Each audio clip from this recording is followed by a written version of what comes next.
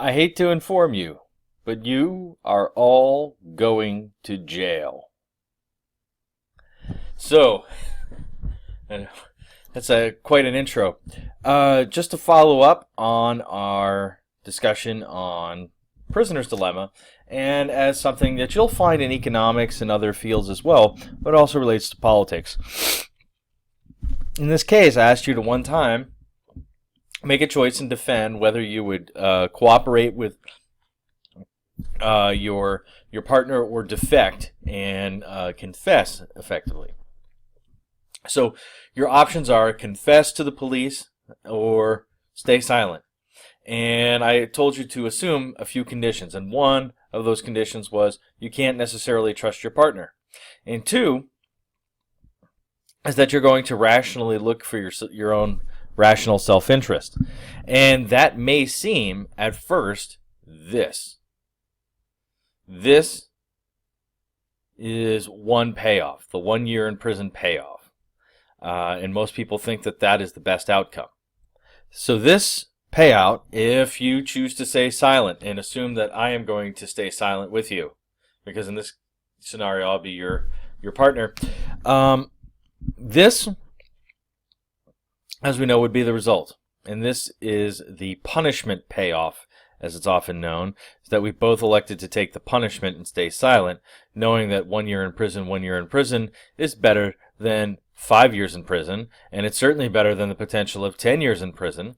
And for that, we often think that it's, when we're first exposed to this problem, as this is the best possible outcome.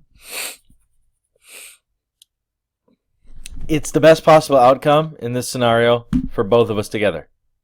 But we can't necessarily assume that we're at all being cooperative, not in the slightest. So, asking yourself what is the best option based on what I see in this payoff matrix. And you should ask yourself that perhaps the best option is eliminating the worst option. So ask yourself, what is the worst possible thing that can happen to you? Let's say I'll be player B and you are player A. What is the worst possible thing that could happen to you based on this payoff matrix? And right here for you, player A, is this 10 years in prison. And for me, player B, the worst thing that can happen to me is 10 years in prison. And so my question should be, how do I eliminate the worst possible outcome? So I'm going to underline the worst possible outcomes here, the 10 years in prison. I also notice that here it's also right next door to the best possible outcome individually for me and for you. So how do I weigh this chart? I know that if we hang tough, and we can trust each other and we hang tough, we both pay a penalty, don't we?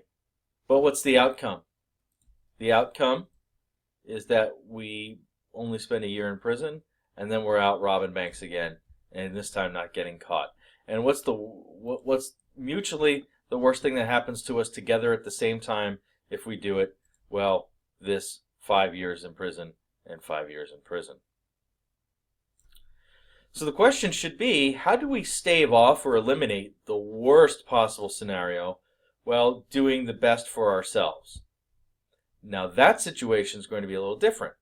Because in this case, well, many of you chose staying silent and could rationalize it. I'm going to tell you that only played one time, and I know that I can't necessarily trust my partner. In this case, I am not going to stay silent. In fact, I'm going to confess. So for all of you who chose stay silent, I was your partner in this game, and you decided to stay silent. I decided to confess. I win 0 years in prison, and you go away for 10. Why do I choose confess? Knowing that I can't necessarily trust my partner 100% because I have no control over their choices. And whatever pressures can be used, they can act on it. I should be looking at this chart as to how to stave off the worst possible outcome for me, which is 10 years in prison. The only way I introduce my worst possible outcome is by choosing silent. And the same for you. If I choose silent, I introduce the worst possible outcome. If you stay silent, you introduce the worst possible outcome. It doesn't necessarily mean that will happen, but you introduce it as a possibility. However, if I choose confess, what do I bring into the equation? Well, I have the possibility at the best possible outcome for me, but I also have this payout here. Okay? So this payoff, by the way, the staying silent while someone confesses, you choosing to stay silent while someone confesses, in game theory, this is known as the sucker payoff, meaning that you've been lured into a false sense of security, and they assume that you've been suckered into taking a deal. So this is often referred to as the sucker's payoff. And this is what's called the temptation payoff. You were both tempted to confess and not hang tight, so you both confessed and you both won 5 years in prison. This is worse than this, but by choosing silent, I automatically introduce the possibility of the worst possible outcome, and so do you. Which is why if you play this one time, okay, it's better to actually stave off the silent option and choose confess. If you were to play this hundreds of times in a row, right? Hundreds of times in a row, different story. Maybe better, in this case, to actually signal confess or signal stay silent first. Your partner may automatically confess, but by round 2, if you signal properly that you want to cooperate, what might happen is that everyone starts staying silent. And then if you were to play this 100 games, what you do is you develop a system of signaling, that system of trust, and so this game may have a very different outcome. But if only played once, that's a very different story. And you have to build that trust. Of course, the other thing that can happen in a multiple round version of this is that, quite frankly, people might start taking vengeance. So it's like, okay, I tried to be cool last time and stay silent, and you confessed and sent me to prison for 10 years. So, screw you, pal. I'm coming after you. So maybe you say, oh, he wants to stay silent. Nope.